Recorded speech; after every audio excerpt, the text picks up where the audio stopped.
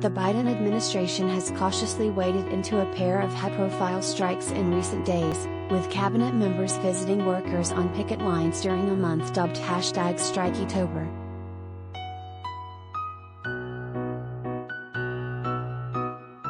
Labor Secretary Marty Walsh joined striking Kellogg's employees in Lancaster, Pennsylvania, on Wednesday afternoon as they fight for a new 5-year agreement with the cereal maker.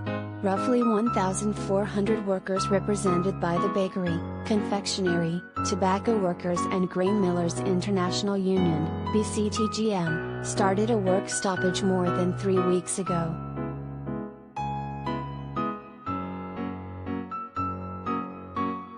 The holidays are coming. Let's get these workers a fair contract, Walsh said while surrounded by union supporters and news crews.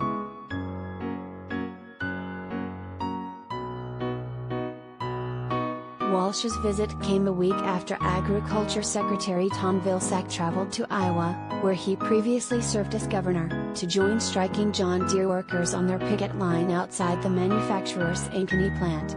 More than 10,000 Deere employees are now on strike after rejecting a tentative deal between the company and their union, the United Auto Workers, UAW.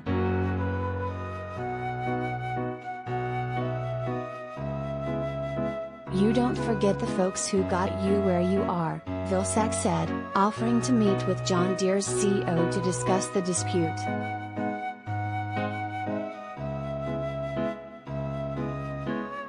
Many union supporters have hoped to see Joe Biden himself speak up in defense of striking workers, but so far the administration has kept the president out of the fray. Asked directly about the John Deere dispute when UAW members authorized a strike last month, White House Press Secretary Jen Psaki said that as a policy, and for legal reasons, we don't weigh in on individual labor disputes.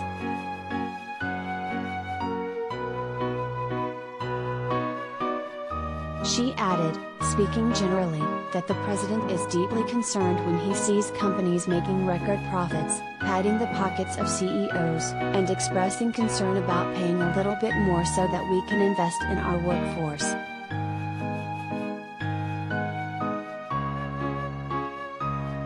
Of course, Walsh and Vilsack don't carry the same weight or name recognition of their boss.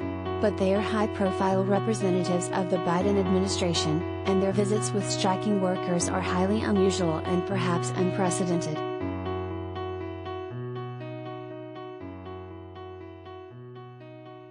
Joseph McCartin, a labor historian at Georgetown University, said he could think of no other instances in which a sitting secretary joined workers on a picket line.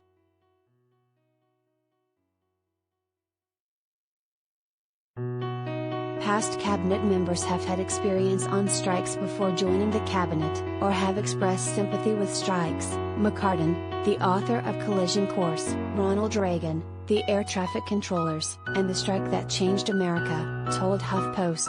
But actively joining a picket line is a big deal.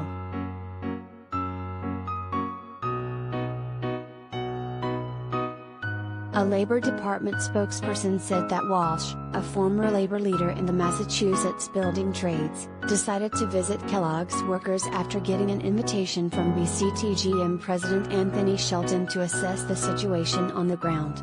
The White House was looped in on Walsh's trip.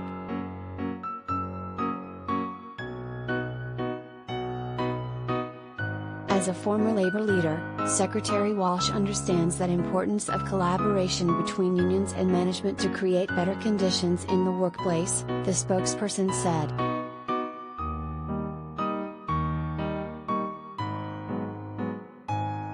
On the eve of last year's presidential election, Biden vowed to be the most pro-union president you've ever seen, and union supporters have been quick to remind the White House of those words since he took office.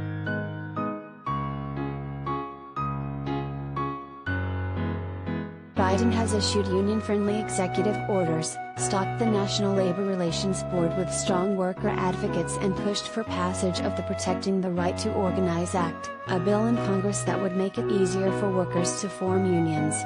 He's also used the bully pulpit to advocate for collective bargaining, most notably in a February speech dealing with a high-profile union organizing campaign at an Amazon warehouse.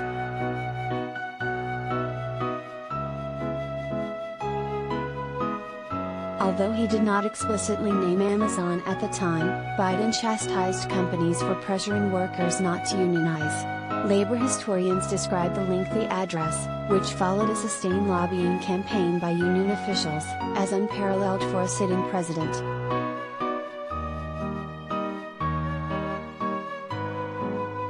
But so far, Biden seems disinclined to publicly wade into any work stoppages.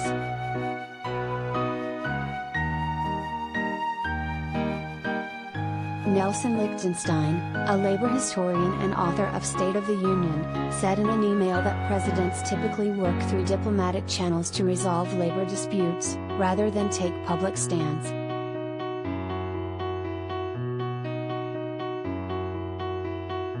He noted that Theodore Roosevelt pressured railroad titans to submit to arbitration during the 1902 anthracite coal strike, and that Franklin Delano Roosevelt ordered the seizure of Montgomery Ward's assets when the company ignored a labor agreement under the National War Labor Board. FDR also delegated his labor secretary, Francis Perkins, to lean on General Motors CEO Alfred Sloan during the 1936 to 1937 sit-down strike by the UAW.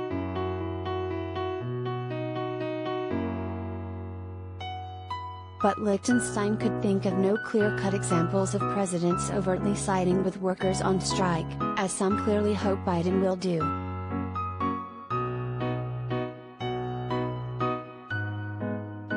Usually, presidents work behind the scenes to get intransigent employers to negotiate, Lichtenstein said.